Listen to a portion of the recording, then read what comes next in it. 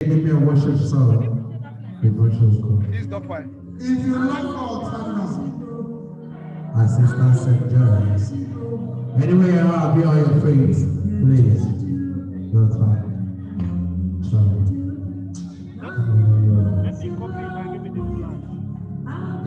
Alright, ladies and gentlemen, I want to present you this beautiful escort to lead us in the opening prayer. Assistant St. John's. Respect God.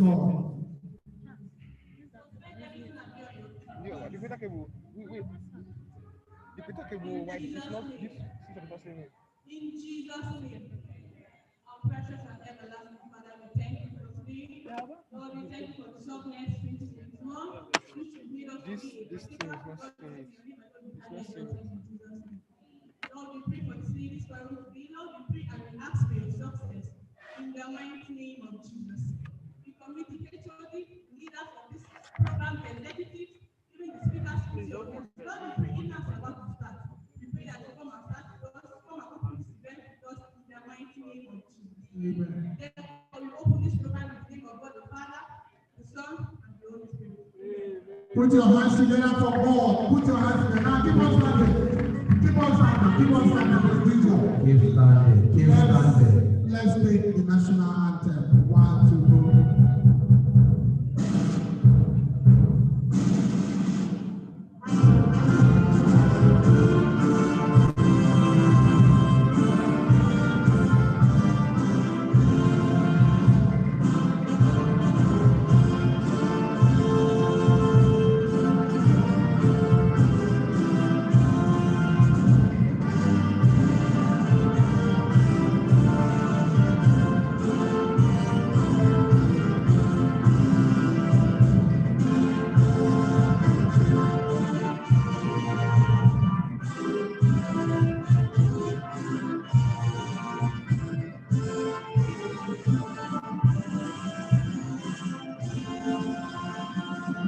Put your hands together for yourself. You may have your seat. I want to make this correction in case of next time.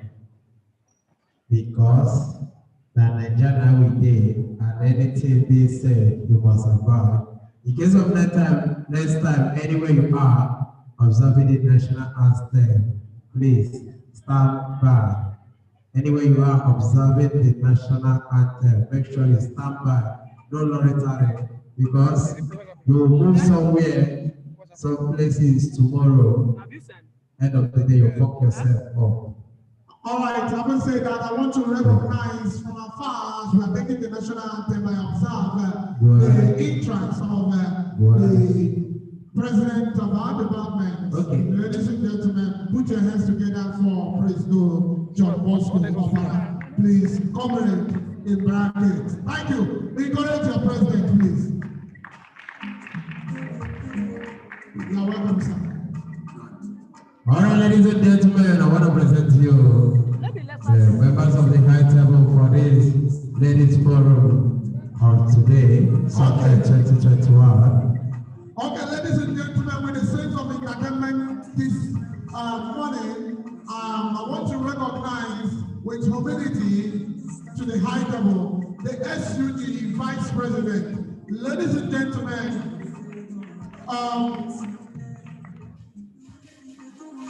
ladies and gentlemen, put your hands together for Her Excellency, the Vice President, Comrade Christiana. Put your hands together for her, please. Wow. You are welcome, Your Excellency, man.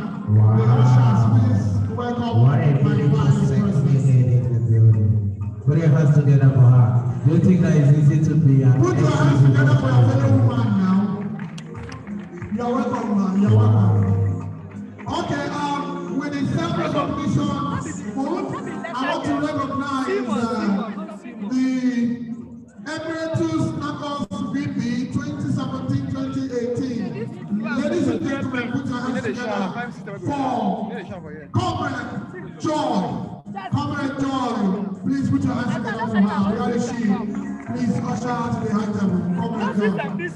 Emeritus Vice President of Knuckles. 2017-2018. Some of of you 11 why you go vice president? But one I Okay, thank you.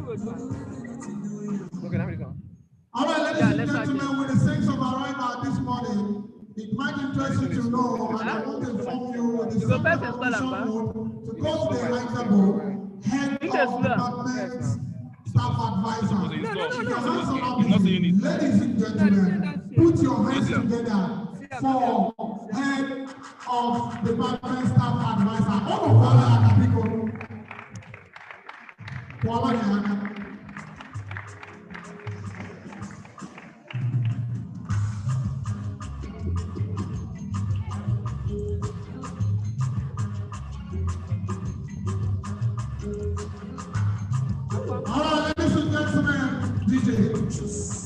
I want to inform you that another person, another dignity is joining us from Scotland and also a lecturer in this department, Mrs. Ijoma Ibe. Put your hands together for Mrs. Ijoma Ibe, all the way from Scotland. She's also a lecturer in this another department. Thank you very much. All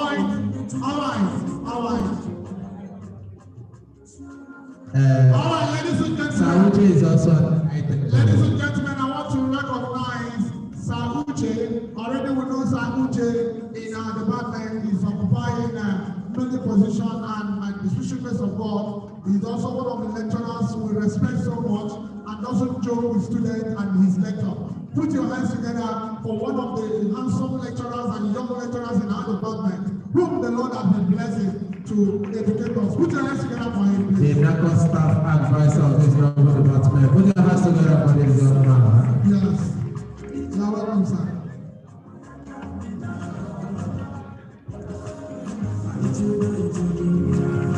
Okay, DJ. All right, right about now, ladies and gentlemen, other recognition will be coming. We want to start no time. But we will not start except I recognize a woman whom the Lord has blessed. A woman who is a mother to us and to his own children. A woman who always encourages ladies. A woman who always a woman whom I see as an ladies and gentlemen, if your husband has to be which have your hand, put your hands together for our hatred. Now, to the unity.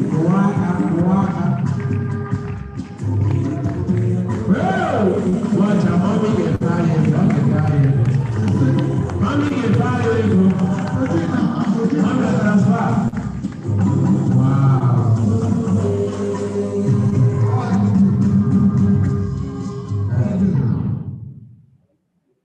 All right, ladies and gentlemen, I'm going to call the HOD. We have done the opening prayer and the national anthem.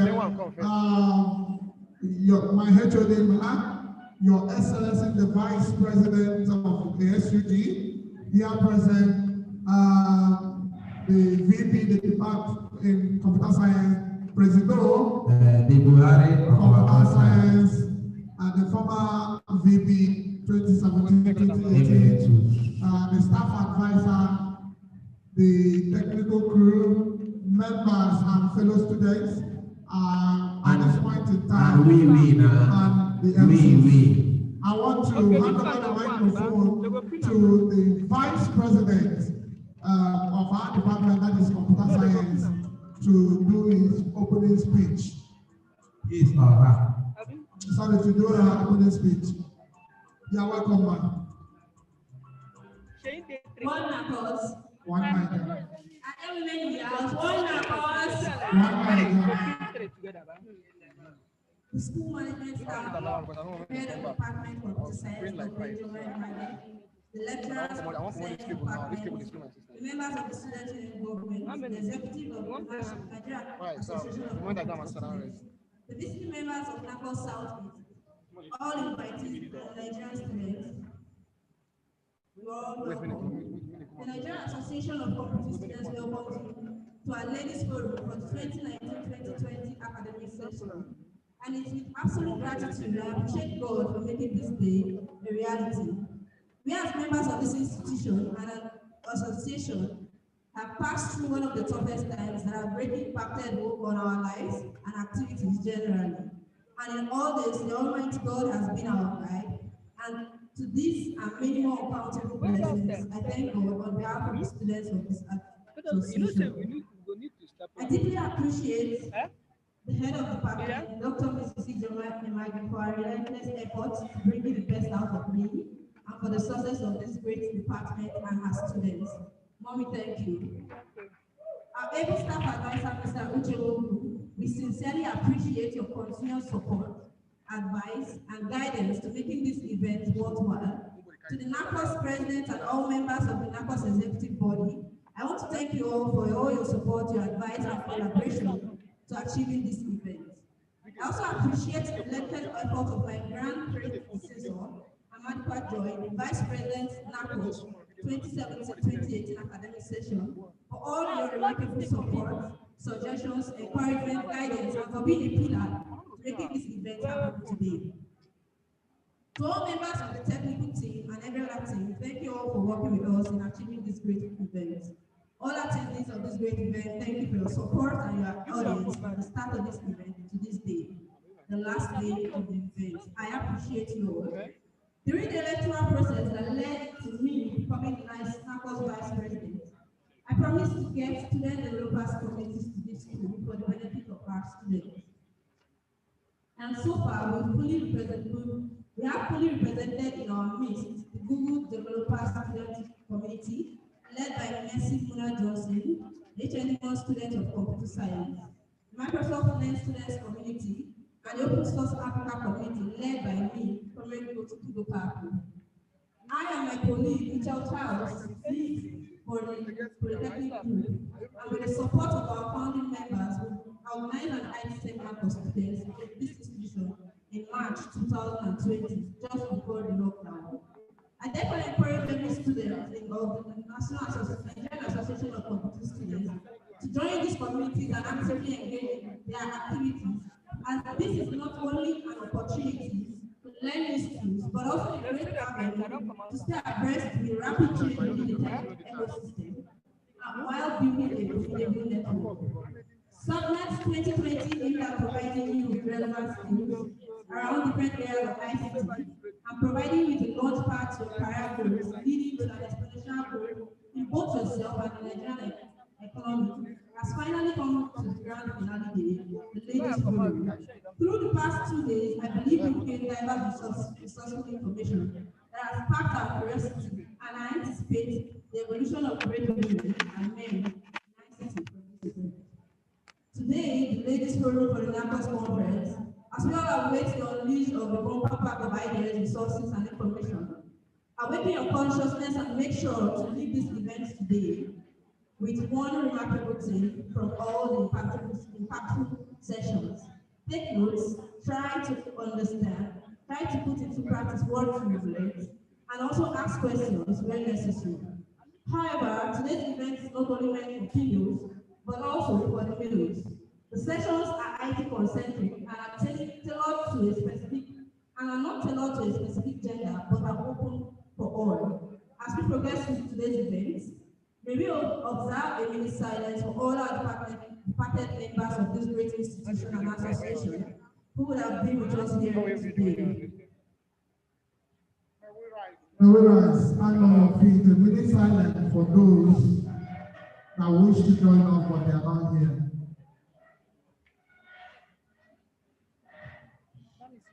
May their souls rest in peace.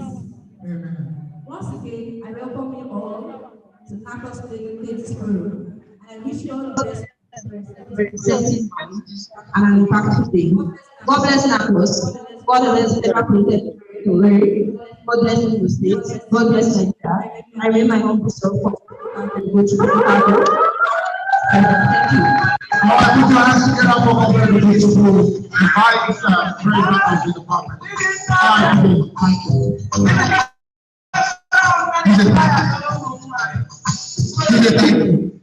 All right, ladies and gentlemen.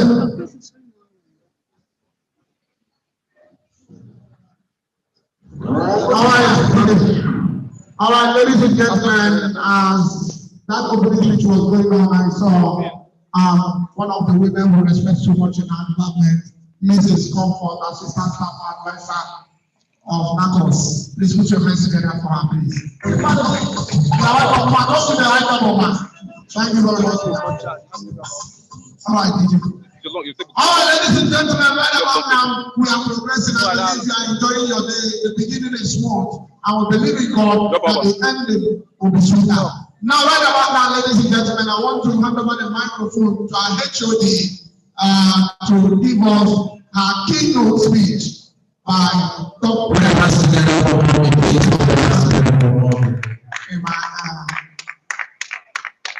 Thank you.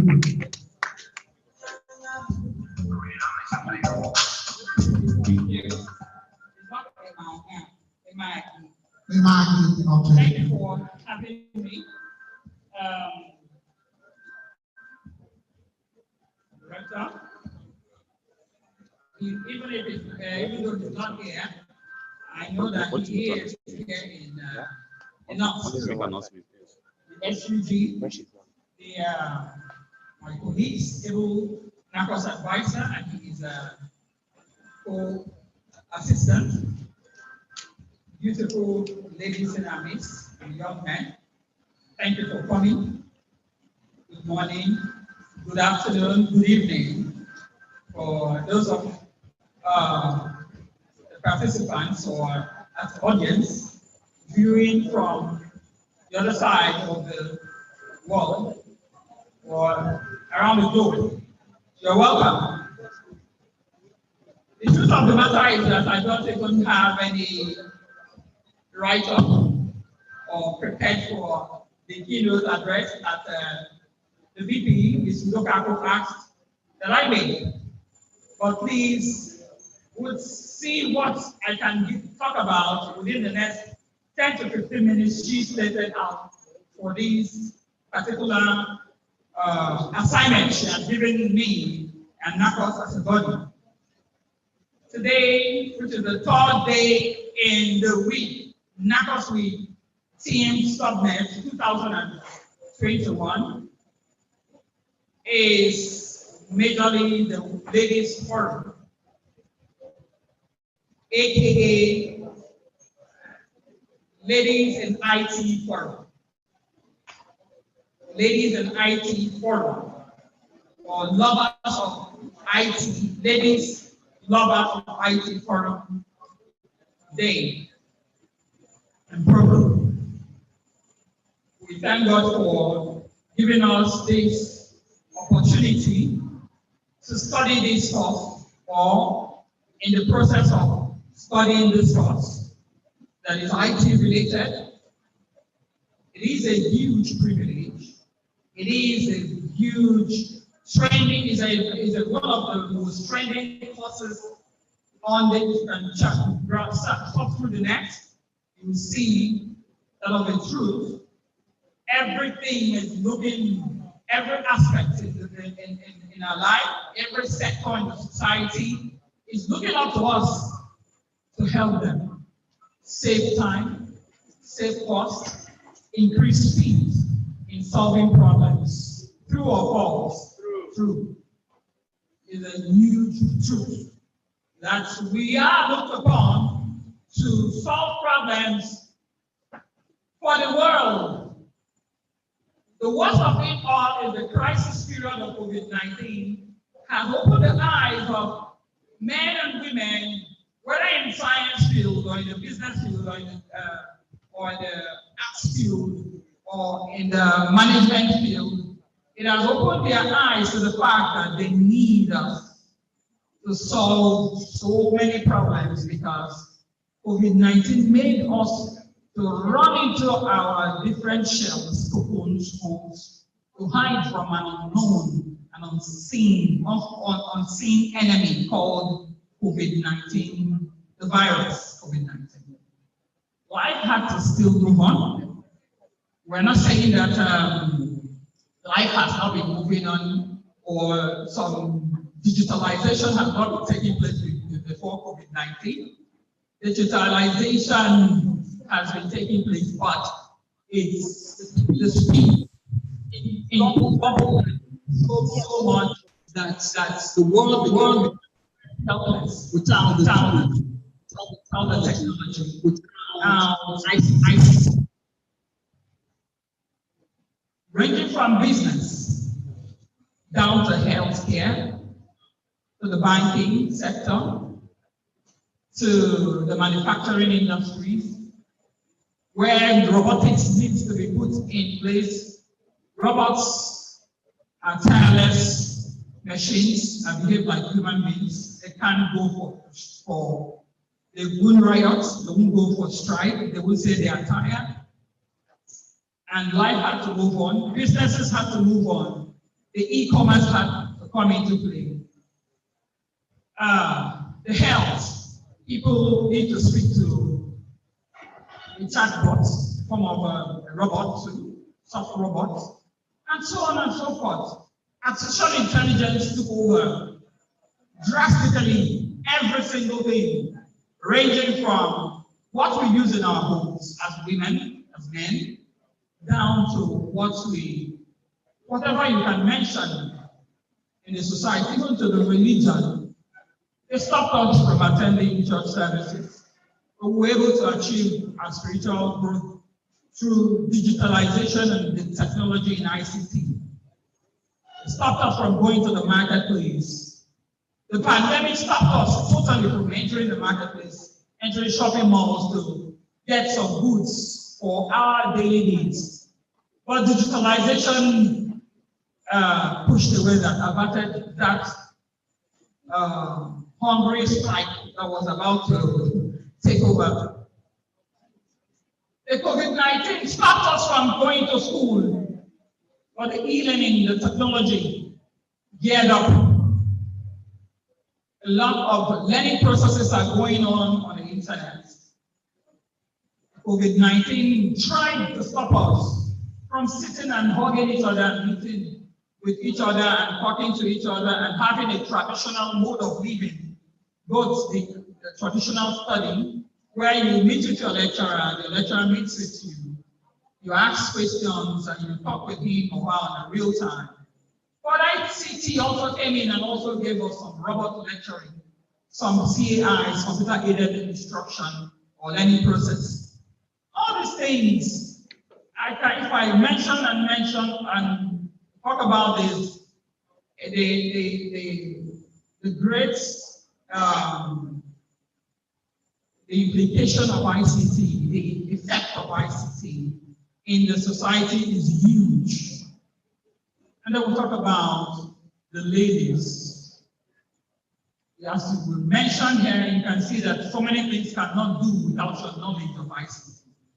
Without your helping yourself to really embrace this course by choosing a specific area of study in ICT, like we have been preaching since Wednesday, whereby we sat you down here, even under some high level of some discomfort, some internet fluctuation.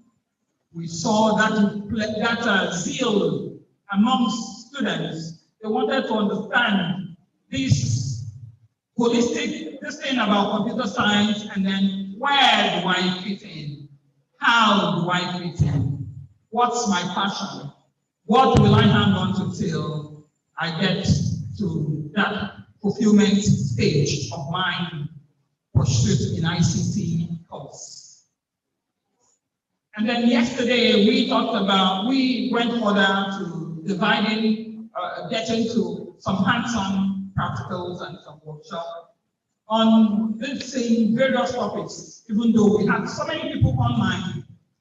Even as yesterday, some persons chatted me from UK that saw this going on and they were, wow, if I could use that phrase, at what was going on at Federal Polytechnic Connected, the Computer Science Department, in collaboration with other departments too. And then somebody asked this morning begged that they wants to talk to you about AI and its implication from the UK. I pleaded with him. I said, we will have this one more time. Actually, this NACOS week was meant for 2020. True or false? Yes. By the time this executive gets done with their tenure, We have new executives. They will be planning theirs, and the new executives will start their first semester and if not complete their session in this 2021, all things being equal. So there will be another huge event like this in no distant time, and better. The federal government, some parastatals and some units under has one or two things to do with ICT. They have been so excited about what is happening here. They are excited, they want to give back to the society. Even at a very short notice, Nigerian Internet Registration Agency Authority wanted to fly in less than 24 hours. They were excited. They said, who are these young girls and these young men? We want to tell them that there is actually hope for them in this field, so that they should hang in there. That's why they painstakingly have to use the various means, the airlines and the rest to push down the much hassle they gave you yesterday and still giving you this morning. Other parastatals have seen and heard what we have in the storeroom, and they said they are ready to listen. If we had planned, the way we planned this was for them to come here and listen to us. And most cases, they usually employ people on the spot, especially those that are graduating. So that when they see those lovely presentations made, and say, wow, are you this skilled? Skill is very important that you young ladies go into. Your world is not just in the kitchen. Your world is not just in the other room, like we used to hear, and all that. You have other duties as a woman in career or going to be in career of ICT. You should know that you must have to be courageous, number one. You must have to be courageous because once you're courageous, you will attain that height and you will have creative development. You have increasing confidence in what you're doing. Are you listening? You have increasing confidence. Your self-confidence will be wonderful in the sense that you know what you're doing. You have a path you are going, and then nobody can move you. As you can see, the lady that presented the software yesterday, I was so impressed. I think the Hausa lady was so impressed. And I know that after today, and you have seen your VP, the past VP, even the SUG VP, these are IT-loving ladies, and you can see the level of confidence in them because they know what they want and they are working towards achieving that. So there will be increase in world knowledge if you focus. I mentioned courage, I mentioned increase in self-confidence, I mentioned creative development, and also increase in world knowledge of what is happening. I know that some of you heard about, for the first time, heard about the word blockchain yesterday. Avail yourself of any opportunity that will help you to creatively develop yourself by, apart from attending your lectures, running your various practicals when necessary, going for your practical sessions. Also make sure you self-develop by enrolling on so many free online and also paid online courses on the internet. Don't use your smartphones for gossip, selfies, and use it for what is not meaningful. We have lots of live speakers waiting online to talk to you more about this, so that I don't take this time. The social skills will be improved. And there are so many exemplary women in ICT that has done so well in ICT and still doing well, like Funke Ope, and so many of them, Florence Sariki, and lots of them. We have a lot even in the departments. We've been mentioning some of them, ranging from one of the fellows in CPN, which is Dr. Mrs. Machuku, the former HOD. We have lots of great women. So why would you not be courageous to take up a skill as a woman, as a lady, and fly alongside other women and create waves for your family? When you get married, or the married ones, for your husbands, and make your children proud, and your family in extension.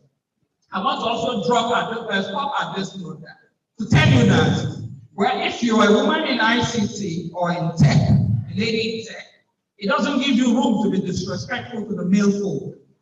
Hope I'm making myself clear. It doesn't give you room to be disrespectful because the Bible gave us that instruction, that assignment to do what we have to do.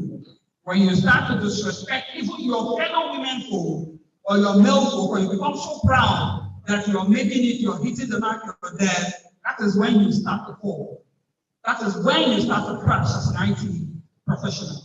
You must have a wonderful interpersonal relationship with your friends, colleagues in IT, male or female, even your husbands, and so on and so forth. Because with humility, you will go places and you see how you pull through, and then when you look back, you say, is it actually me that has gone this far? But when you say, I have made it, I am a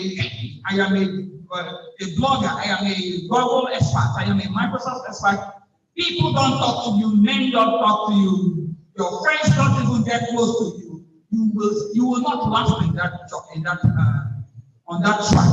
At this note, if you leave me, I want to talk and talk and talk, but I need to keep the time. Thank you very much. All right, put your hands together for mommy in the virtual block computer science.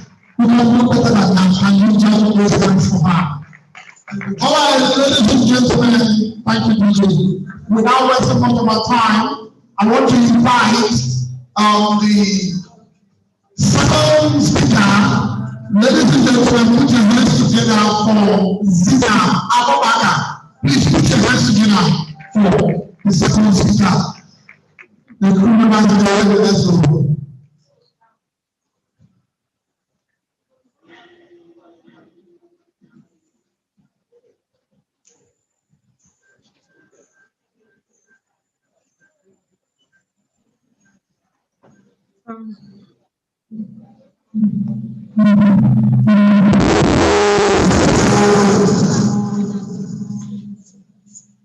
Hello everyone, good morning everyone. So my name is Zainab Abubakar, the open source programs manager for She Code Africa, a non-profit organization focused on celebrating and empowering women in tech across Africa. And I'm also a software engineer at InterSwitch Group, a fintech company in Nigeria. Aside that, I'm a technical writer. I contribute to Jenkins organization and other open source organizations. So today I'm going to be talking about technical writing as a career path. So I'm just going to quickly share my screen. I have some slides that I would like to present for this talk. Okay. Sure.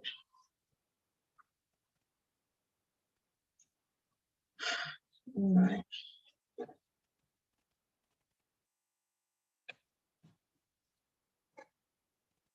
Okay. All right. Today I'm going to be explaining who technical writers are, what skills does a technical writer need, and who can become a technical writer, how to break into technical writing, and what it's like to be a technical writer. So first and first, technical writers are people who put things simply. So contrary to what a lot of people think about technical writers, where you have to write a lot of documents, you have to write papers or articles filled with a lot of words and jargons, contrary to that popular belief, a technical writer puts things simply. They translate complex information into messages that allows the intended audience, whether it's a software engineer, whether it's someone that is trying to use a software or use something you're writing about, you write you put this information in such a way that whoever is reading whatever it is you've written can easily understand it and take whatever action that they want to take. And for you to successfully do this, you need to decide on what the best structure for you to present your information. You need to consider your audience, who your audience are, how best to put the information, whether you need to use images, whether you need to use videos or other graphical content to properly present the information for people who are reading your article to understand it easily. And also, as a technical writer, it's not all about writing. You also need to be able to understand how to review both your work and other people's work, how to review and edit your work and other people's work. So it's both way, reading and writing. So what skills does a technical writer need? For you to be a successful technical writer, this is actually relative, but there are some key skills that you need to have for you to be a successful technical writer. And some of them include the ability to write clearly, concise, and in a neutral style. So you need to be able to write clearly in such a way that whoever is reading whatever it is you have written can easily understand it, not too much jargons, you get, not too complex, as simple as possible. Then you need to be someone who's curious, because you can't just write without properly understanding what you're writing about. So you need to be someone who is very curious, ask a lot of questions, do a lot of research about whatever topic you're writing about for you to successfully write on that topic. You need to have an analytical mind. So having an analytical mind means you make decisions based on facts and not just your conscience or what you're thinking. So for you to write, you need to write based on known facts, things that you know that are actually true. So you need to do a lot of research. As I mentioned, you need to ask questions before you put down anything. You don't just write based on, okay, I think this thing should be like this, because at the end of the day, you might be wrong, which means that you're going to be misleading your readers.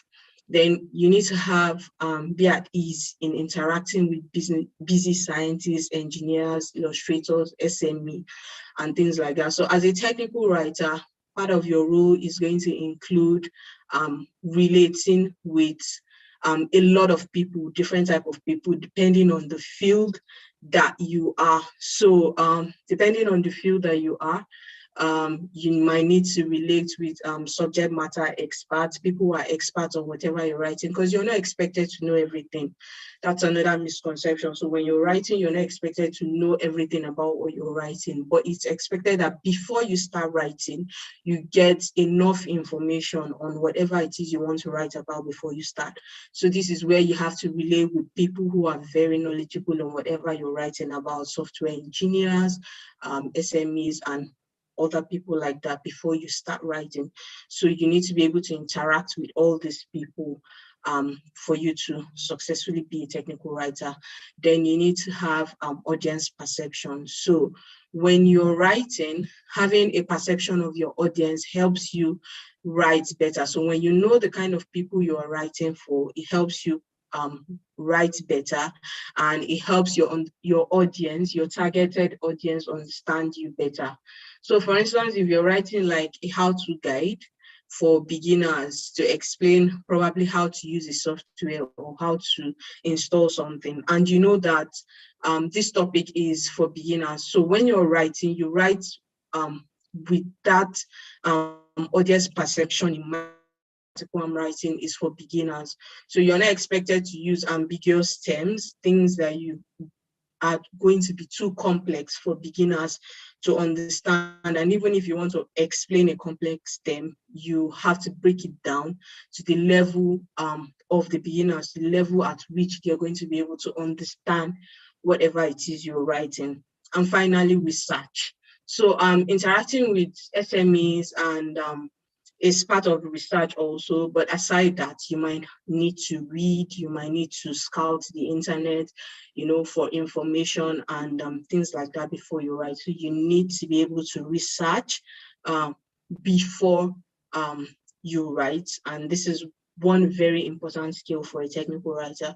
And aside all this I listed here, you need to be someone who reads a lot, because for you to write, you need to read books on technical writing, read things about whatever it is you want to write, and even read normal books to help you write better, improve your vocabulary, and things like that. NTA, and this is the sports parliament. We have such in the house. Johannesburg, you've been all over the place, man. One of these days, we have to get you as a special guest. Sorry, I can hear some background noise. I don't know. So, nextly, who can become a technical writer? So this is also relative, and all the points here does not mean it's not compulsory that this is for you to become a technical writer. But if you fall within any of these categories, then it might be a suitable role for you. So someone who has a bachelor's degree, often in English, journalism, or communication specialty, would be a suitable person to become a technical writing. Then recovering journalists also are naturals for making the move to technical writing. Why is this? Because they already have experience, interviewing people, scouting for information and things like that, and not wasting time also at their expense, because that's very important. And they also know how to ask the right questions and even ask dumb questions when necessary, because there are times when you ask all the outlisted questions that you have, but you still don't have enough information that you need to write. So sometimes you might have to ask questions that might seem dumb just for you to get enough information that you need before you start working. Then a person who writes clearly and who also has a degree in engineering, computer science, or another technical field would also be a good technical writer. So in place of degree in engineering, you could also be someone who has experience in engineering, computer science, or other technical fields. So someone who writes clearly and has experience, whether from school or work experience in any of this field, would also be a good technical writer. Then lastly, whatever your degree or previous professional experience, you want a good portfolio to highlight your best work. And one of the major questions I get is, okay, I'm a beginner, or I'm just starting out as a technical writer. How do I get something done, or how do I get something to put in my portfolio? So for a start, there's open source. You can contribute to open source. Open source are publicly available source code, documentation, and things like that that anybody could contribute to. So you can start by contributing to that. That's one of the things I do for Jenkins organization. I work on improving their documentation, and all the experience I've gained from Jenkins is on my resume. Though some part of the work I did with Jenkins was paid, but there are parts of it that is free. They don't pay me for it because it's contributing to open source. So this is one very good way that you can gain experience to put on your portfolio as a technical writer before you get paid roles. And also, if you have little organizations or things like that around you that you feel, okay, you could give your skill to, even if it's pro bono, you could start from there just to improve your skills and, build your portfolio, build your brand before you get paid gigs and things like that. Then another great way for you to build your portfolio and build yourself as a technical writer is to have a personal blog where you write about your experiences, you write about a lot of things, your experience in tech, even mistakes you make, maybe your trying out a new software or something like that, you could write about it on your blog, and these are things that could sell you as a good technical writer. Okay, so how to break into technical writing. So the first point here is completing free online classes from reputable sources. So some good sources I know is Learning Tree, Plural Sites, and Udemy. So there are great courses on those sites for technical writers. Some of them usually have free courses from time to time. Then also I know Google. Google has a free course for technical writers, for people starting out in technical writing, and it's completely free and very, very, very useful, because I took the course and it was very, very resourceful. So you could check it out. Google technical writing course on Google or something. Just Google it. You should be able to see the course. I think it's still available online. It's completely free.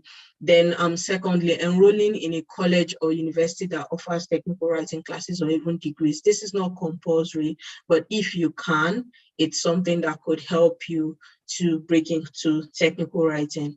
Then there's also a website called TechWell. It has great online resources also, with information that is helpful for experienced tech coms and even students and aspiring professionals. Then also connecting with working professionals through LinkedIn. They have so I connect with a couple of experienced technical writers on LinkedIn, and they usually post very useful information from time to time. And you could also get job opportunities and things like that, internship opportunities and things like that from connecting with people like that on such platforms. And then also creating a resume just for tech writing jobs. So if you're someone that is transitioning from probably another career to a career in tech, in technical writing, say you're a software engineer before and you're trying to transition into becoming a technical writer, or maybe you studied something entirely different and you had a resume. So you need to work on a portfolio that is suitable, that will help you land technical writing gigs. So you need to fine-tune your CV to match this role you're trying to break out into. If you've taken some kind of courses to help you break into technical writing, put it on there. If you've written a couple of articles and things like that, put links to those articles in your resume and your portfolio to show how far you've gone and what you can offer. So lastly, what's it like to be a technical writer? So this question is different for a lot of people, but one major thing in taking up a technical writing role is that it's not more like really a routine job. So if you're a software developer like myself, a backend developer, you know that your job is basically to write code, build backend.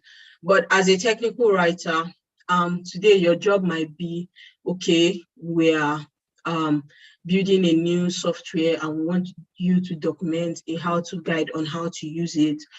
That's a lot of work. You need to communicate with SME, software engineers, and tomorrow your work might just be, there's a question they've been asking about this particular software for a long time. Could you just update the frequently asked question with the question and the answer, which is just like a tiny bit of work compared to when you have to document a whole software, a whole new software. So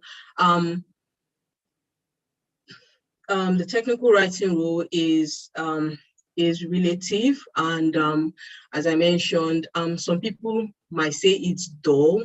That's for maybe journalists who are transitioning because it's not as busy as it used to be and things like that. But one thing I know is that it doesn't, if you plan yourself well, it's a good gig where you get paid well, and it doesn't take up your holidays or maybe you coming in to during the weekends to work and things like that, as much as some other roles that we have in tech and things like that. So Thank you very much. That's the end. That brings us to the end of my session. So if there are any questions.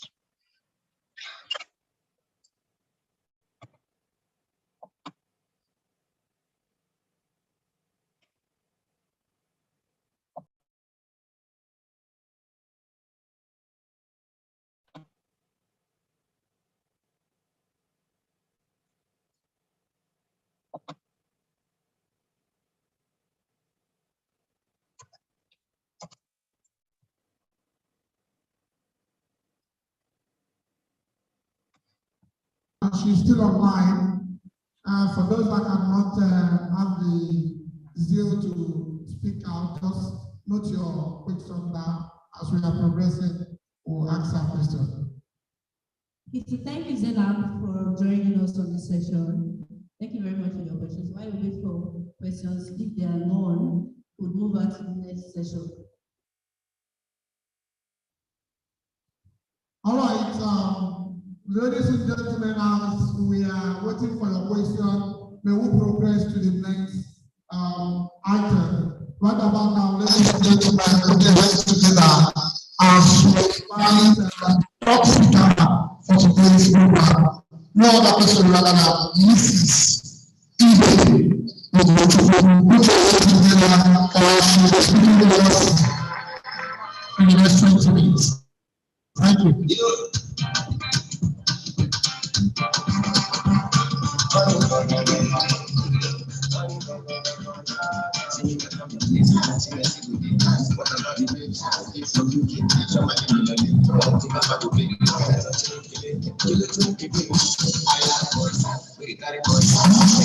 I remember to vote for questions for the second speaker, Zena Abubakar. Note the question we have and we will take it and she's still alive after waiting for the next speaker. Okay. Good afternoon, ladies and gentlemen. Good morning, like my HOD said, and good evening, depending on which part of the world, on the part of the world you are watching or viewing us from. I am using this opportunity to recognize the presence of management staff, my colleagues, the National Association of Computing Students, the speakers in this event, students from other tertiary institutions, and other invited guests. I am Mrs. Ibe Ugochukwu, or Ugochukwu Ibe, let me correct it, because my colleagues call me Ibe Ugochukwu, but it should be Ugochukwu Ibe Ijoma. I am speaking from the University of Aberdeen in Scotland, and I'll be taking us on the topic that says sustaining a better Nigerian economy in a post-COVID era through the unification of databases in key sectors. So what we'll be looking at today is not actually how to manage databases. It's not actually how to administer databases. We'll be looking at how we can manage or sustain Nigerian economy after the COVID pandemic through unifying the existing databases or the existing data repositories that we have in Nigeria, or that is already existing in the intergovernmental bodies or intergovernmental agencies in Nigeria. But before we do that, let us look at how data has affected the world today. How has data actually affected the world we are in today?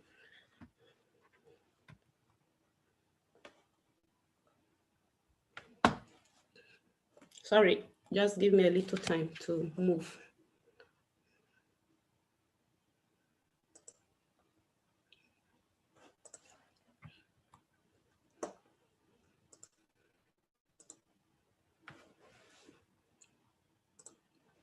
Okay, in today's world, almost every aspect of life is driven by data. In our day-to-day activities, in our businesses, in our homes, in our social interactions, in our organizations, Virtually in everything we do is driven by data. We have data all over the place. Businesses and personal activities are concerned with data, as we all know. And the commercial value and opportunities attributed to this data have increased intensely in ways that were not possible years back. In those days, people were using small storage devices. People were not bothered with large amount of data. But because of the flow of information and the amount of information and activities required in the modern world, we find out that we have data increasing day by day. These businesses and public sector organizations, like I said, try to collect data. And after collecting data, the data should be analyzed. Some of these data are in small sizes. Some are in large amounts. Some of the data that are in small sizes don't necessarily need much effort. They require minimal effort to analyze. But for the large amount of data that involve geospatial data, visualization data, and the rest of them, we need data analytic tools and artificial intelligence technologies to analyze them and put them properly in order.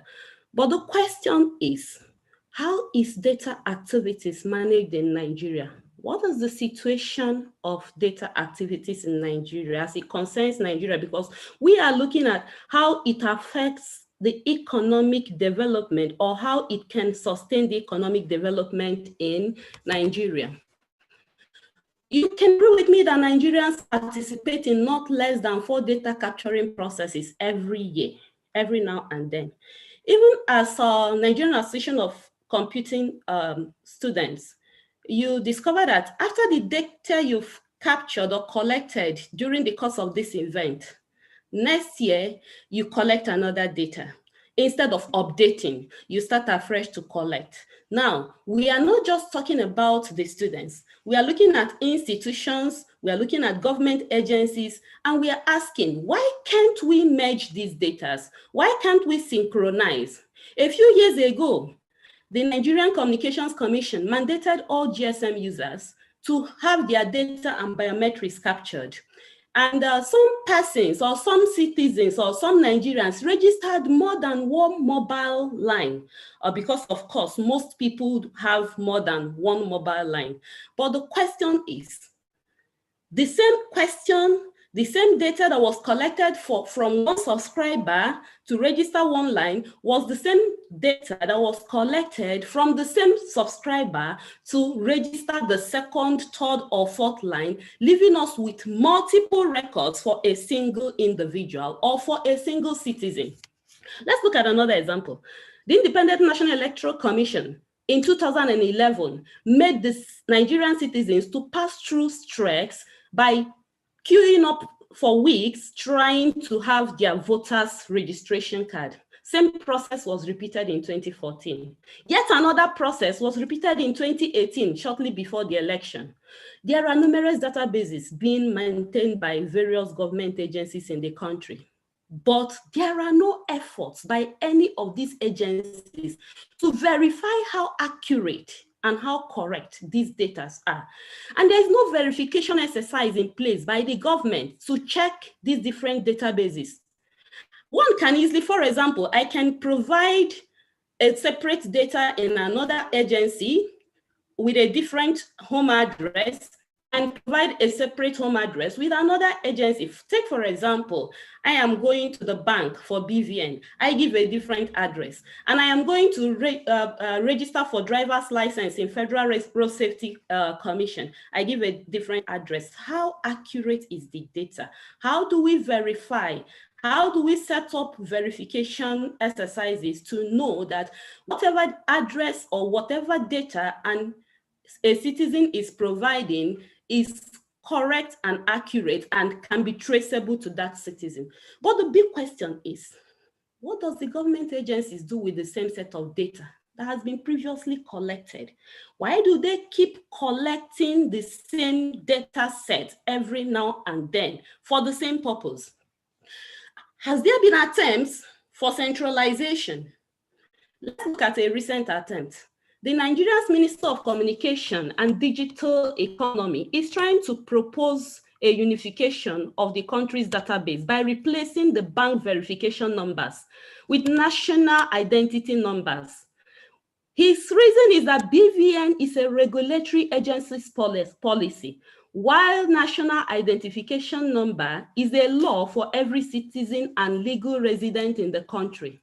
Do you think this will solve our problem? Just BVN and national identification number. Let's watch. Now, what are the different types of data collection we involve in the country? For want of time, I may not run through all of them, but we know that it is a common practice for different government arms to collect personal information of citizens, especially in Nigeria, such as what's your name, every time, everywhere, what's your gender, what's your passport photo, can we have your passport photo, what's your address, blood group, date of birth, place of birth, and these things are done on various and separate occasions.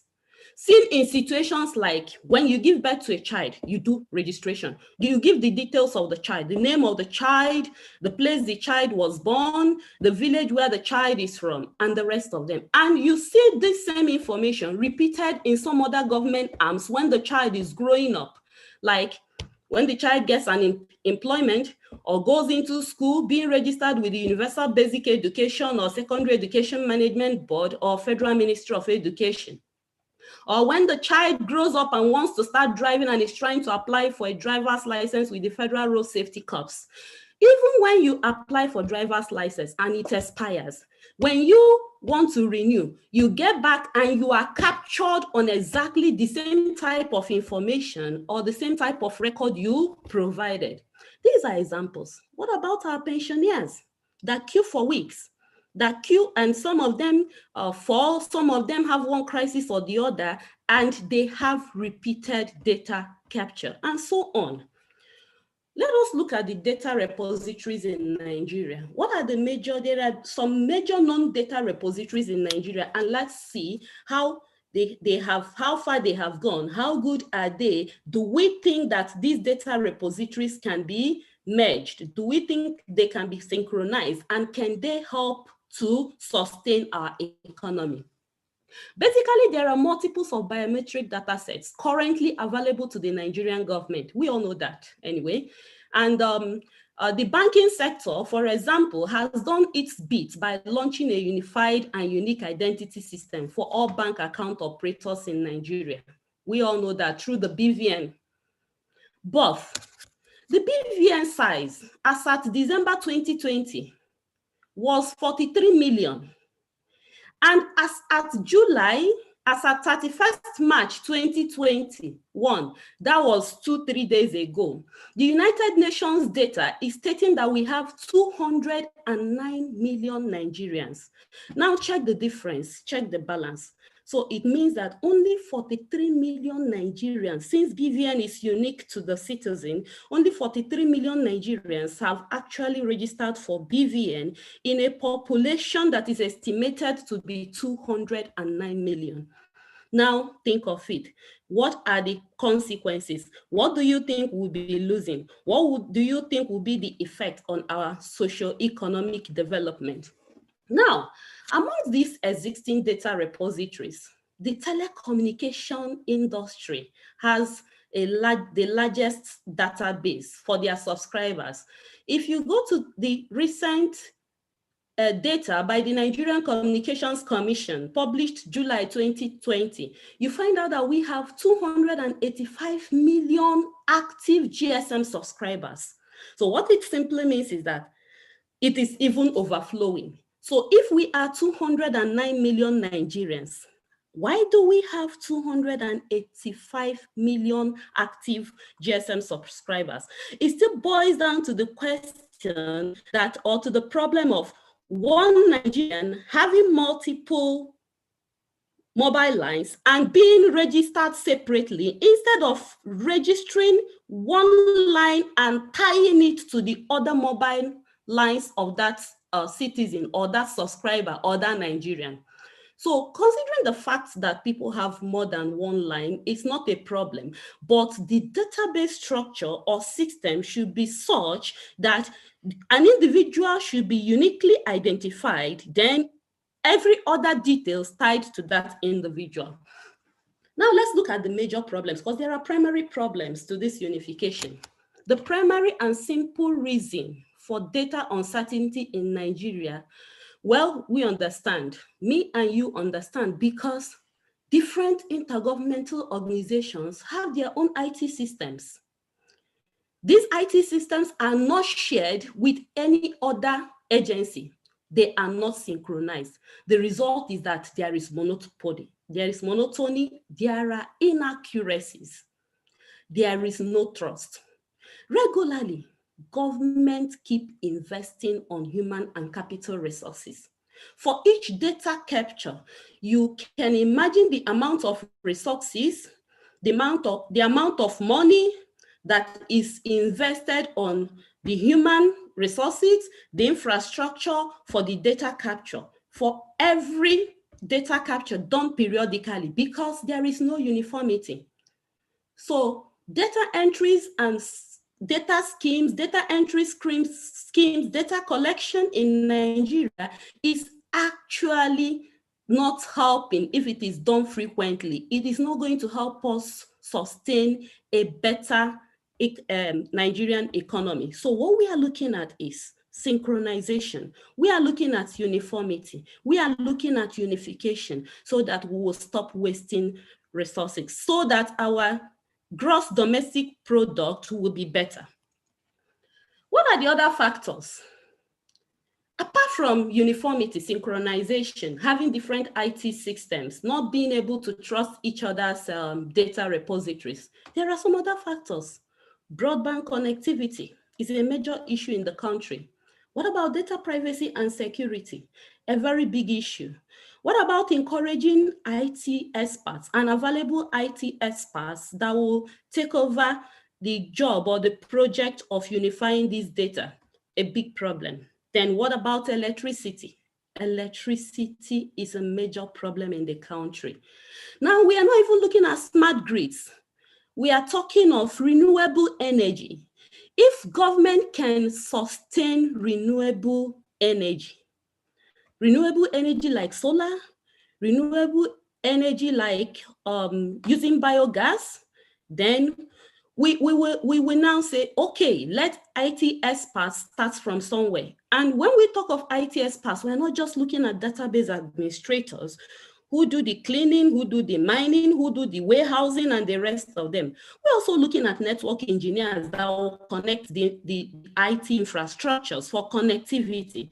We're also looking at cybersecurity experts that will protect the data we are synchronizing. We are looking at programs that use technical programming languages, like you know them, so many, like your BI, your Python, your R programming, the Spark, and the rest of them. Some of them are open source frameworks that will use these technical programming languages to merge and synchronize, clean up this data. There are solutions, of course, yes. There are solutions if we have positive minds towards it. Though it will not be easy for the government and intergovernmental organizations to get rid of the existing databases and create a single replacement for the existing ones. But the task of synchronization and unification can be done in physics. What do I mean by that? First, we can create a unified single view. Let us have a view of the existing repositories and data existing in these intergovernmental organizations. When we have a single view and have a view and understand what is the difference and what is the similarity, we can create a standard template for all the agencies for data collection. Different agencies, as I'm talking to you in Nigeria, have different templates for data collection, and therefore it will be difficult to synchronize.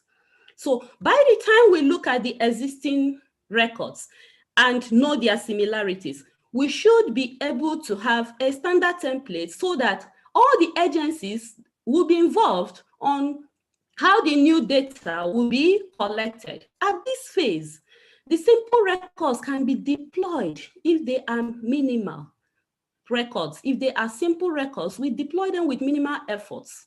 But when the records are so much, they involve, like I said, big data, geospatial data. We'll begin to look at big data analytic tools that can help us clean, blend, and consolidate. Now, there are a lot of, just like I said, which you can look up online, a lot of open source frameworks, data analytic tools that can help you, like Hadoop, Spark.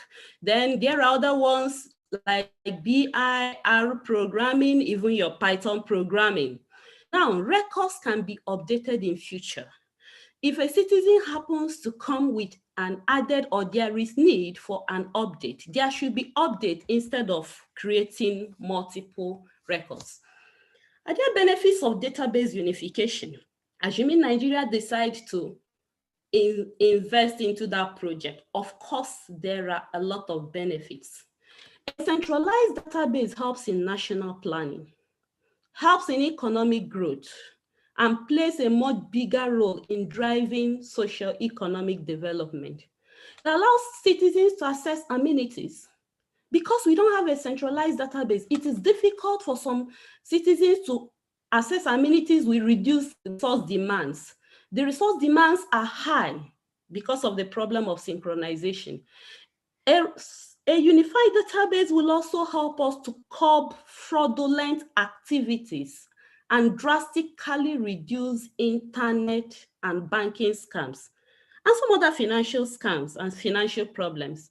Through a unified database, we can have feedbacks to services and inquiries being more efficient and more effective. And I tell you that it will help us to reduce loss of documents, loss of files, and loss of some other vital information. Above all, a centralized database will help the Nigerian government with the statistical report about Nigerian citizens and improve developmental processes and financial decisions. What are those financial decisions? You need to know the number of people you're budgeting for. When you are making educational policies, for example, you need to know the number you are making the policies for. Health and other policies. These are the benefits of database unification. Are there drawbacks? Definitely yes, there will be drawbacks. Because the cost of implementing and maintaining a unified database in Nigeria amongst the key sectors will be high. This will require trainings or workshops for the staff of the concerned parastatals on the principles or mode of operating the databases. Most importantly, there will be huge investment on IT experts and infrastructure. Do I have suggestions? Yes. And I believe that my colleagues and IT experts in Nekede, not just in Nekede, in the IT industry also have suggestions. With all these suggestions, we can come together, build a better database and make a better Nigeria. Few suggestions that I have here. Information technology experts should enlighten the government and its regulatory agencies through radio jingles or television jingles during their seminars and workshops or annual general meetings on the dangers and the influence of data and information not being properly unified to the Nigerian economy. Then IT experts like database administrators, programmers, software engineers who are supposed to work together anyway, cybersecurity experts, statisticians, and network engineers should come together and take up the challenge of originating database unifications and solutions starting from the institutional level or starting from the organizational levels. Let's take, for example, in Nekede. If all IT experts can come together and say, I am a database administrator, I handle the aspect of collection, mining, cleaning up, and the rest of them. You are the network engineer. Connect all the IT infrastructures from one department to the other or from one unit to the other. Oh, you are the cybersecurity expert. Make sure that our data is protected. Make sure that our data is secured from advanced threats. Oh, you are the statistician. Make sure you do proper analysis for us. Oh, you are the programmer. Make sure you use some technical programming languages to do the proper merge. By the time we start this at the institutional level, I think we're going to go far. We're going to make a headway. And at the national level, there should be a centralized database that should be deployed with the National Identity Management Commission so that data can be shared directly to any agency or organization that is concerned or may need such data. The problem is that we are discouraged. But if you look at the quotes, the 3 quotes I have, Nelson Mandela said that it always seems impossible until it is done. Mark Batterson said that if you wait for the perfect condition to seize an opportunity, you will be waiting till the day you die. Albert Einstein said that we cannot solve our problems with the same thinking we used when we created those problems. So what it simply means is that we need a different strategy. We need a different structure. We need a different thinking. In conclusion, database unification offers abundant opportunities and numerous benefits that can drive national growth, create jobs, improve government services and transparency, more importantly, and strengthen flexibility. It will also help us in our social intervention schemes, our healthcare schemes, our access to credits, our national security, especially our national security. Yeah, you don't have the record of an individual and you cannot trace an individual, and there are crimes here and there. The individual is untraceable. So to a great extent, almost every aspect of Nigerian economy relies on an efficient and a unified database management system. Thank you so much for listening.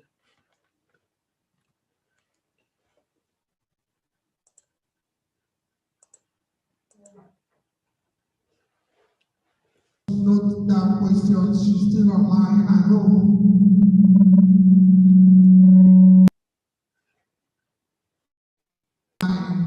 So let us note down questions. Should I progress to another speaker? All right, ladies and gentlemen, before another speaker, may I use this opportunity to recognize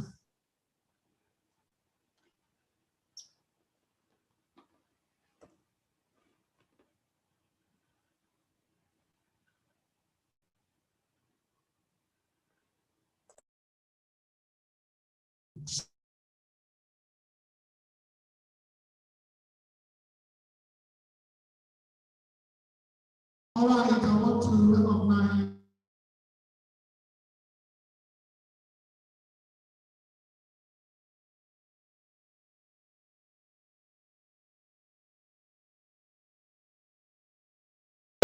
please put your hands together for her.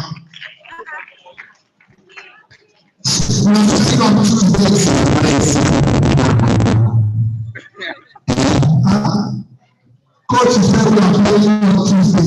Very good. Coach. All right, let's quickly go to the next speaker. Ladies and gentlemen, right about now, the fourth speaker is already waiting.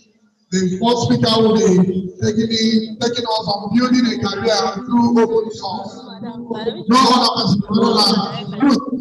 Ikega for 20 minutes. Put your hands together for you, Ikega. You are welcome, ma'am. Please, let's have her. Okay, am I audible? Please can you sit tight and listen with undivided attention.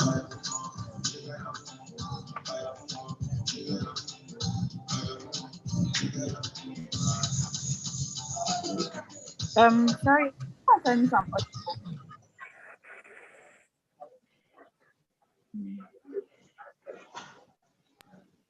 I go ahead.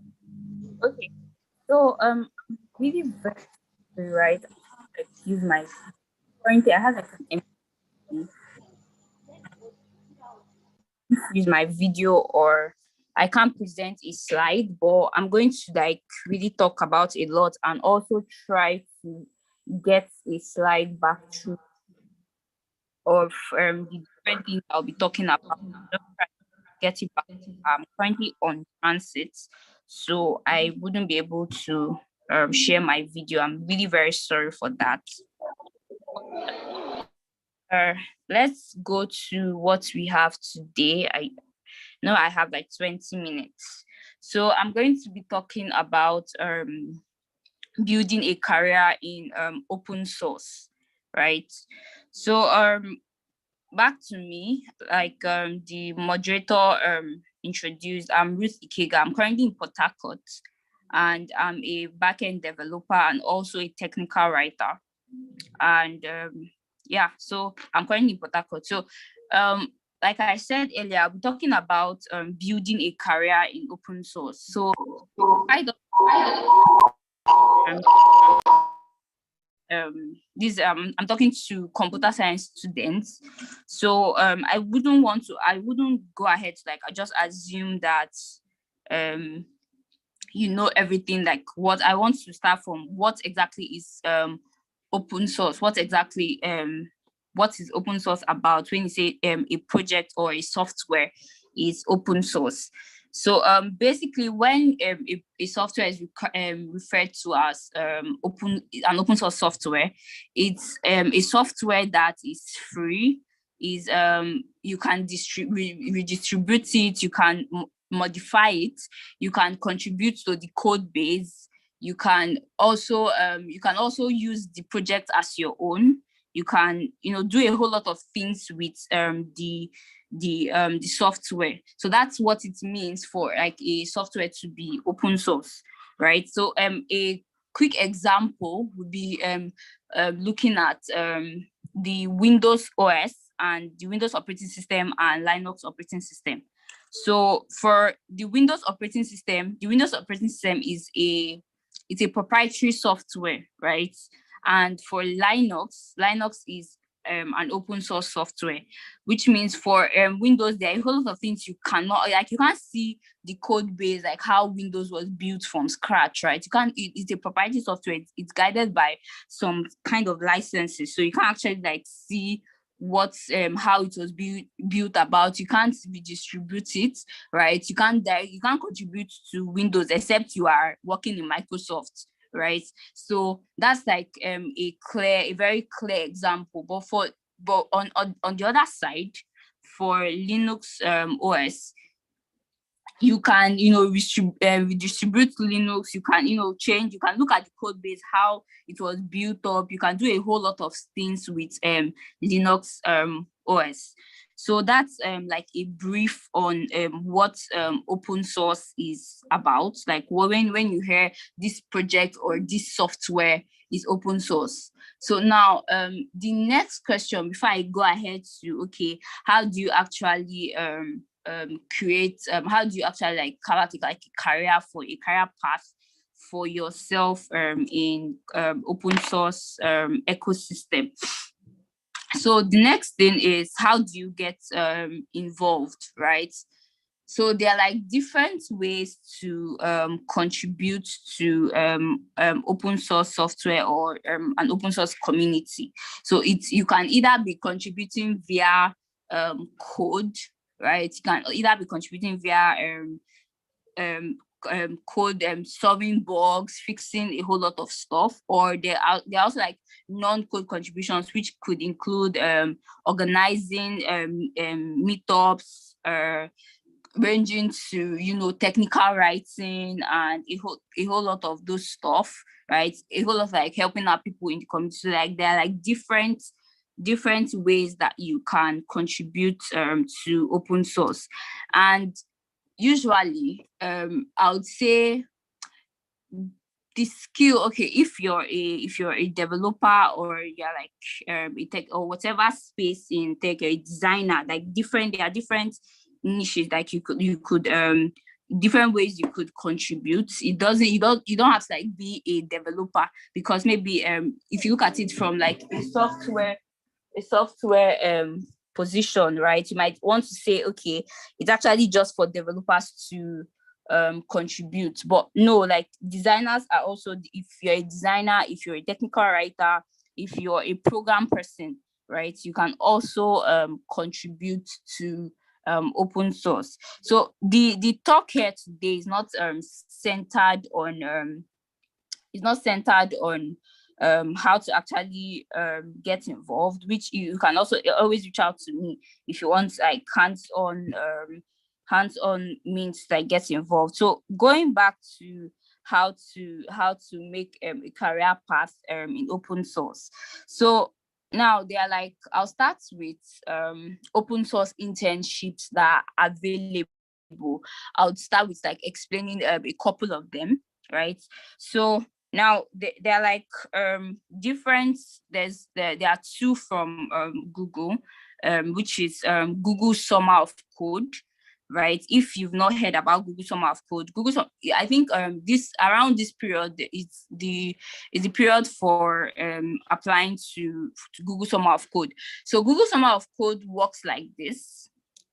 So it's a 3 month internship organized by Google, where you are as an intern, if you're accepted, you are assigned to a project, right, or an organization, and there's you work on that project for the period of 3 months, right? You work on that project for the period of 3 months, and the stipend is around I think $3,000 or so for that 3 months period.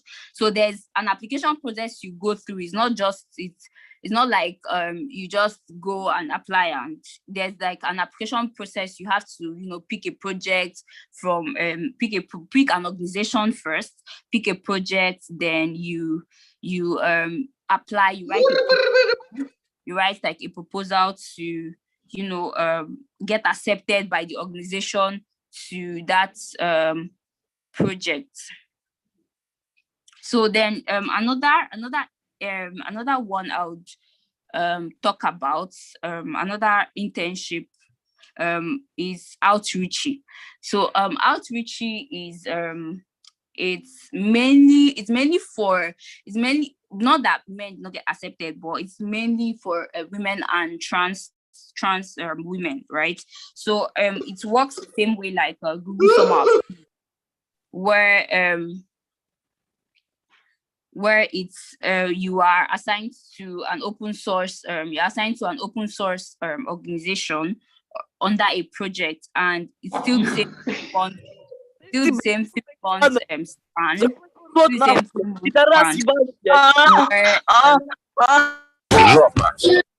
Иди нахуй, сука.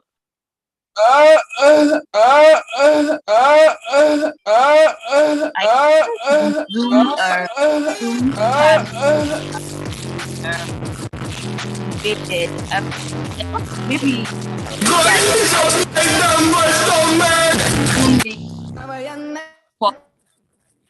so Она берет мужские письки в рот.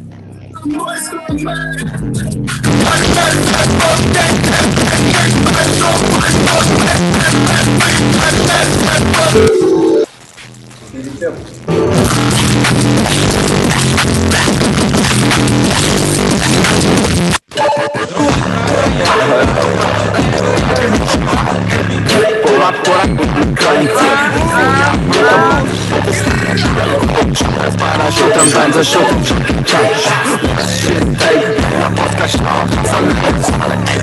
эй, мы сзади.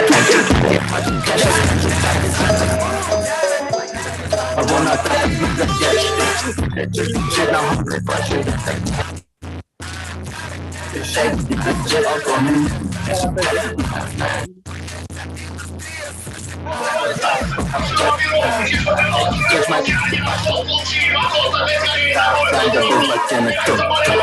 Залетаю в клуб и забираю всем суп. Все сошли с ума, летят диджеи, ультразвуки с мусорами. Ты как будто знаешь, я курю бамбук. Когда у нас давлено,